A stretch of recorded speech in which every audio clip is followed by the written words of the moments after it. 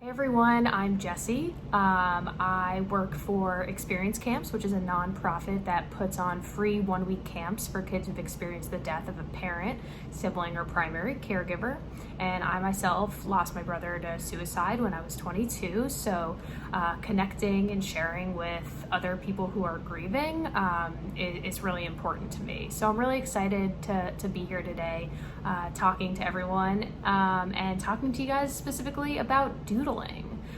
So I've been a doodler my whole entire life, and I used to get in trouble for it all the time. Teachers would stop me in the middle of class and look at it as something that was distracting me from learning, when really it was actually helping me to focus. And especially now, after the death of my brother, it's something that has helped me a lot in my grieving process. Doodling is really calming. It lets you express yourself creatively and in your own way. There's no right or wrong with doodling. You're not coloring in some sort of structure. You're not being held to a certain sort of shape.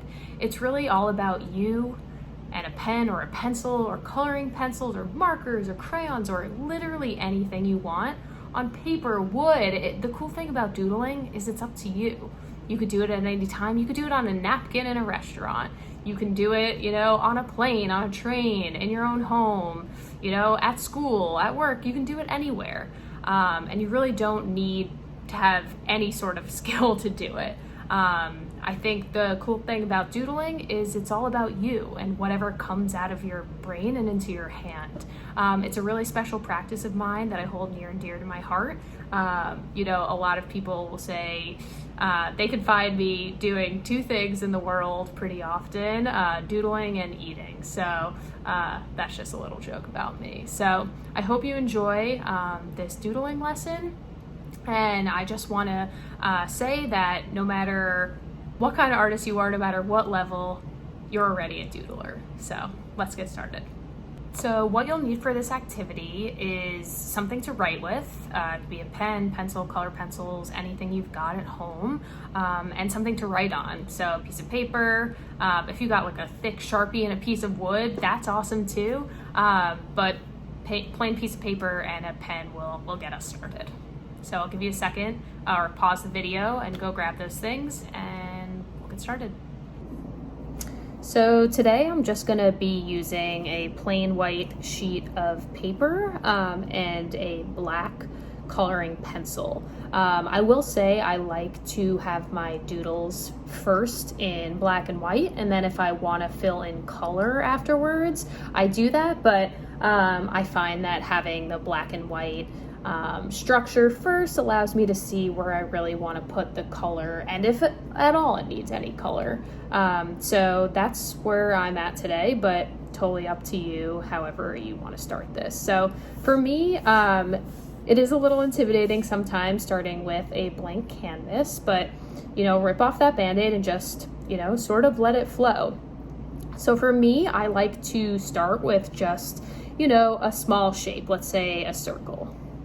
So I have my circle, and that'll be my starting point, and then I'll just build from there. And the cool thing about doodling is you can't really make a mistake, because if let's say you accidentally drew a line now through that circle, and you didn't like the way that the line was in the circle, you just make it a part of your doodle, right? So let me bring you a little closer so you can see. So if I didn't like the way this line was here, I would then maybe make it a triangle and I would fill it in a little bit. And then maybe I would put another circle here and make this a big triangle. And it starts to look a little weird at times and you're not really sure what you are doing at certain points, but you're just sort of letting it fly. Let your creativity take over. Like I said, you can't really mess this up. It's really about calming yourself, being focused, enjoying, what's ever coming out for you. I like to put on some music sometimes as I doodle, whatever music, suits your mood. I think music can be really helpful when processing emotions, and even, helping bring our emotions out to the surface.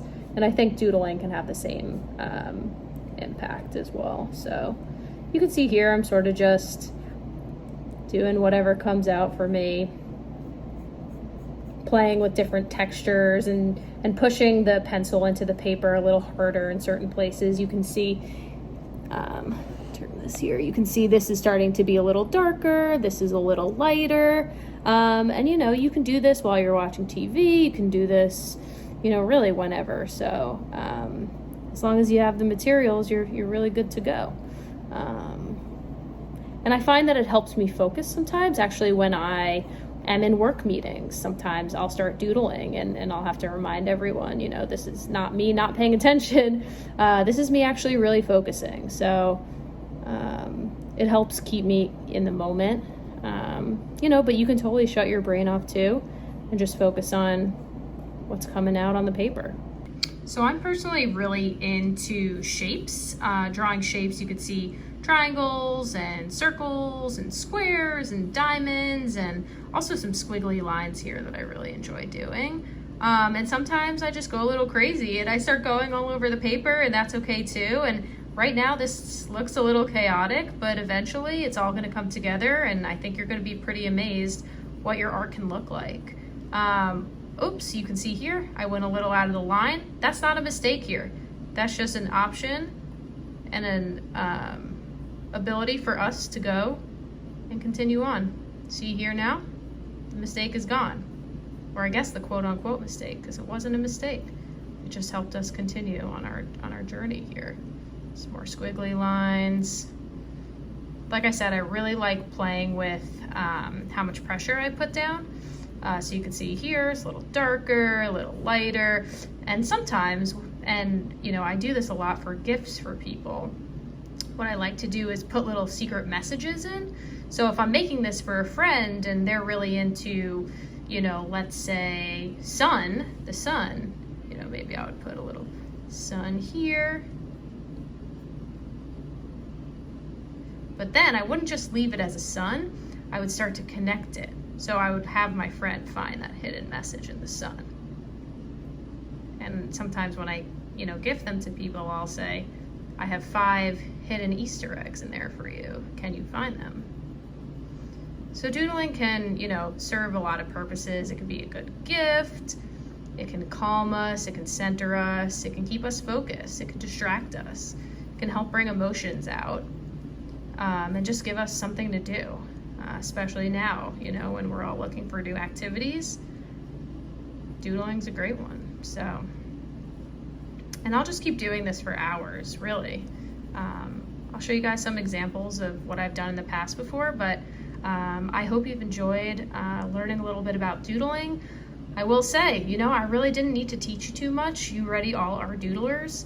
Go ahead and try it out on your own and enjoy what you come up with. If you want to send me an email and let me know what you came up with, I would love to see it. And I will talk to you all soon. Thank you.